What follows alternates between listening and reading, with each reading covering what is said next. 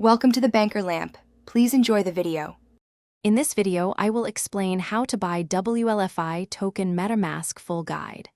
Open MetaMask, switch to the correct network, and ensure you have enough native currency to cover gas fees and purchase amount.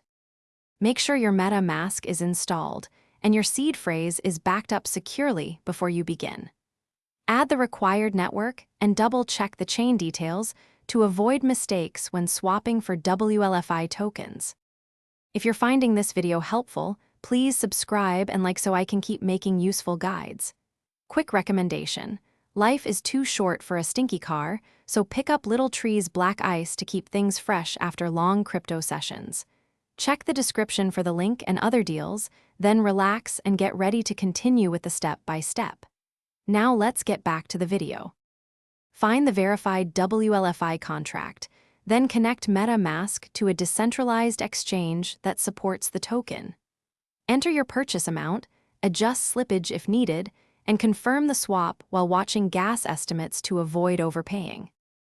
Thanks for watching. If this was helpful, leave a like and consider subscribing. See you next time.